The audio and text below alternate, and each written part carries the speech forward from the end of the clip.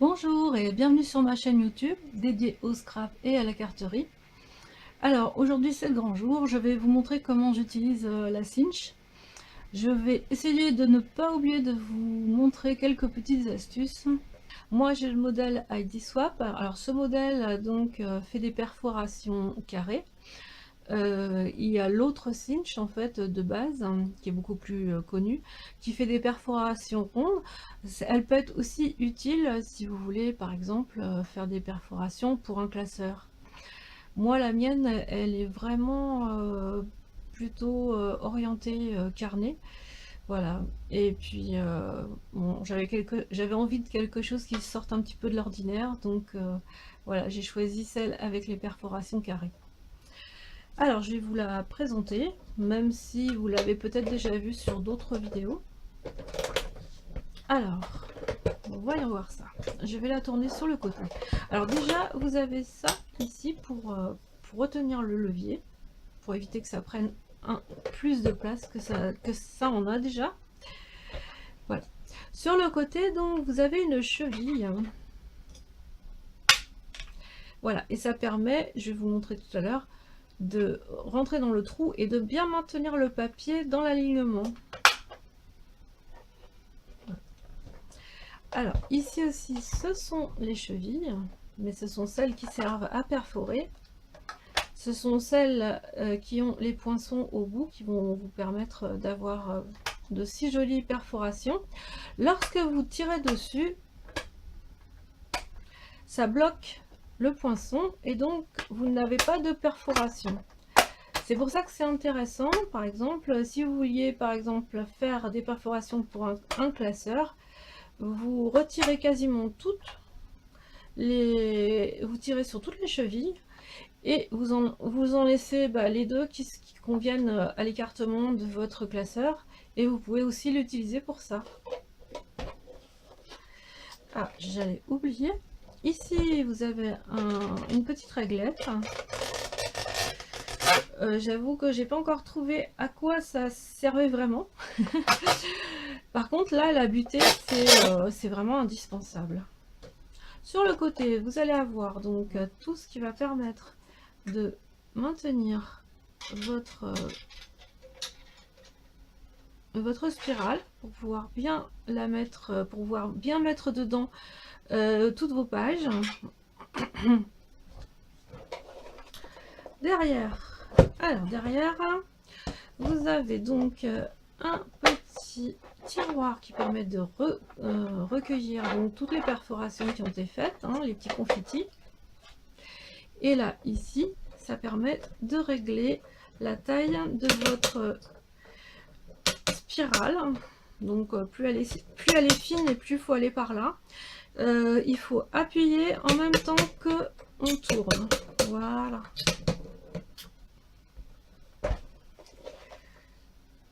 Alors on va pouvoir commencer.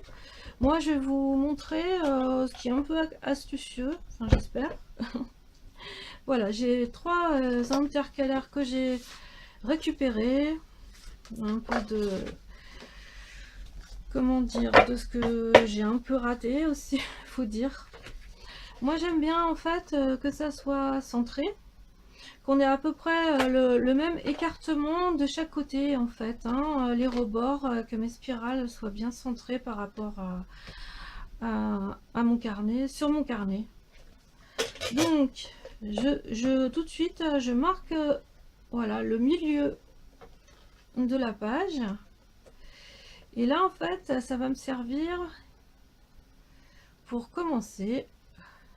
Voilà, là vous avez le centre, je vous l'ai pas montré, je vous le remontre. Voilà, ici vous avez la flèche qui vous indique le centre. Donc moi je vais faire coïncider la marque que j'ai faite ici avec la flèche. Voilà, j'appuie sur le levier pour perforer.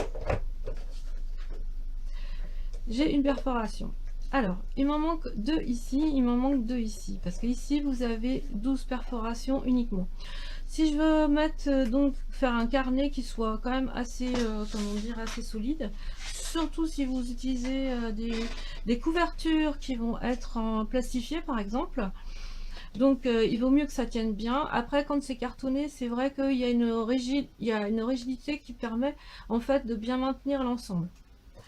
Alors ce que je vais faire, je vais donc me servir de la cheville qui est sur le côté, je vais la baisser et en fait, vous voyez, je vais recommencer. Ici, elle prend au piège le premier trou. Je vais vérifier que je ne vais pas donc faire un trou qui va déborder et qui va mordre en fait sur la page. Pour l'instant, ça va. Donc, il me manque 3 perforations, c'est l'inverse qu'il faut que je fasse. Donc, je vais retirer les autres poinçons qui sont inutiles. Et je vais garder. Alors, surtout, voilà, si vous avez un doute, regardez bien en fait où le dernier poinçon va arriver. Moi, je pense que c'est bon. Et voilà.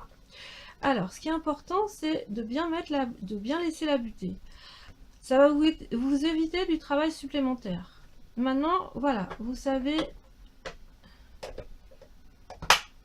donc toutes vos perforations à partir du bord de la page. Ce que vous allez faire, vous voulez la même chose sur les autres, vous faites très attention au sens. Et là, maintenant, vous allez avoir toutes les perforations au bord. Donc, par contre, il faut remettre tous les poinçons, ne pas oublier.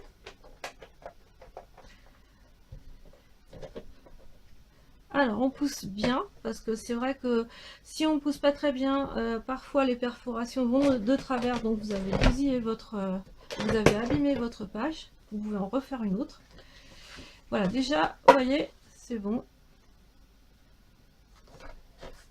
Et vous faites ça avec toutes vos pages, ce qui permet d'aller assez vite une fois que tout est bien préparé. Il faut être très méticuleux en fait, tout simplement. Voilà, donc là j'ai donc perforé toutes mes pages sur le rebord, donc d'un seul côté. Je vais maintenant m'occuper de cette partie. Alors, on retourne la page. Et là, ça va être à peu près pareil.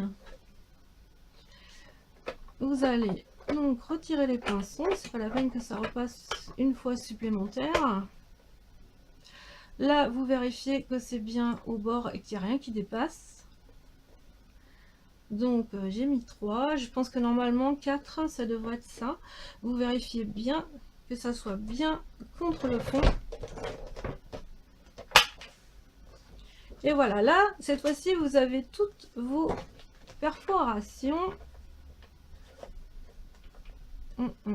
Par contre, non, c'est ça, c'est bon.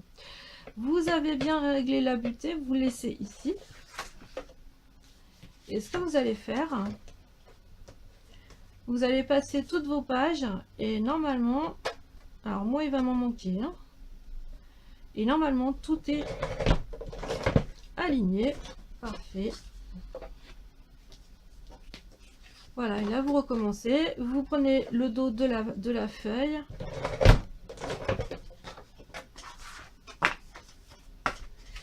Et donc vous avez donc tous vos, comment dire, toutes vos perforations de fait. C'est centré, hein. On a le même espacement ici et ici. Alors attendez, je vais vous montrer. Voilà, vous avez le même espacement de chaque côté. Tout est bien aligné. Toutes vos pages sont bien à la même taille. Bien, voilà, ça a été fait correctement. Ouais, voilà. Donc, et bien maintenant, on va passer à la phase. Alors, je ne sais pas. En anglais, c'est Bindit, ça c'est sûr. En français, je ne sais pas. Donc, vous allez pouvoir mettre vos pages sur l'anneau. J'utilise pas ces pages-là. Je vais utiliser un travail en cours pour moi. Alors, je vais mettre, pour que vous puissiez bien voir, hein, sur le côté. Donc, du coup, j'ai déjà coupé, donc c'est pas grave. avec une bonne pince. Alors, je vais vous montrer le style de pince. Voilà, c'est une pince d'électricien ou alors une pince à bijoux. Il n'y a pas de souci. Pour avoir le nombre d'anneaux nécessaire. Alors ici vous prenez votre pince, vous coupez et surtout vous coupez au milieu parce que vous voyez les deux petits rebords là qui ressortent sont absolument nécessaires pour pouvoir tenir l'ensemble, sinon ça ne tiendra pas. Ça va permettre de retenir la couverture de fond en fait. Alors vous mettez votre comment dire, votre spirale, là ça tient, et vous allez mettre. Voilà, donc moi j'ai fait ce genre de petit travail pour ranger mes dies, toujours comme d'habitude. Pour l'instant, c'est ça que je fais. Voilà. Alors, donc on commence par la fin et surtout pas par la couverture. La couverture, on va la laisser sur le dessus et elle sera mise en dernier et en fait, on va la faire pivoter comme ça. Donc, ce que vous faites, vous avez bien tout, vous avez vérifié, vous avez bien tout mis comme il faut. Vous retournez votre travail. Si vous le faites, comment dire, méthodiquement, c'est pareil. Normalement, ça devrait bien se passer. Alors, je remets la spirale qui s'est fait la malle. Et on va mettre toutes les feuilles. Donc...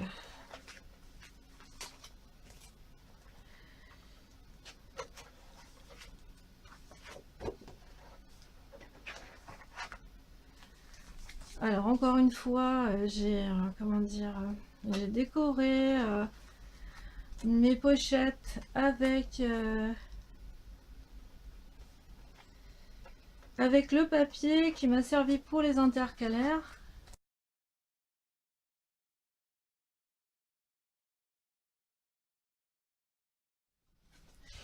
Et donc la couverture dont on va mettre l'intérieur sur le dessus.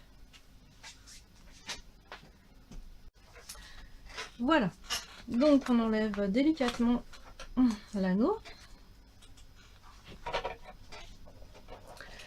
et je vais placer donc mon travail de cette manière ici en dessous. Alors ce qu'il faut, c'est que en fait c'est vrai que là ça se met tout seul bien comme il faut bien que la paroi soit bien droite par rapport aux anneaux, c'est à dire que c'est l'inverse en fait, les anneaux soient bien droits par rapport à la paroi. Moi je vais régler tout de suite, je règle au maximum. Ah bah j'y suis. Alors donc je peux vous montrer un petit peu. Voilà, vous allez pouvoir placer la reliure de cette manière. Alors on y va bien doucement en fait. Vous regardez vous de votre côté, voir si bien tout est bien mis, si tout touche, si le haut et le bas touchent bien la paroi.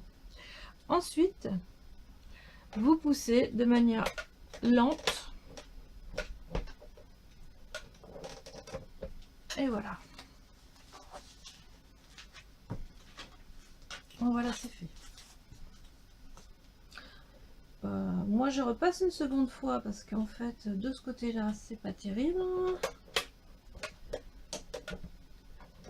mais vaut mieux éviter parce qu'en général la première fois vous voyez c'est magnifique, hein, ça fait un super arrondi, surtout lorsque en fait vous avez peu d'anneaux et que c'est assez court, on réussit bien. C'est un peu plus délicat quand vous avez les anneaux qui dépassent en fait cette partie. Là il faut le faire en plusieurs fois et c'est pas forcément évident. Donc là j'ai ma couverture qui va venir derrière et mon ouvrage est terminé. Je vais en faire d'autres comme ça, moi je trouve que c'est vraiment sympa. Voilà, avec donc les intercalaires et les pochettes. Voilà. Alors j'espère que ma petite vidéo vous aura été utile comme d'habitude Et bah, je vous dis à bientôt pour d'autres vidéos encore, et à bientôt. Au revoir.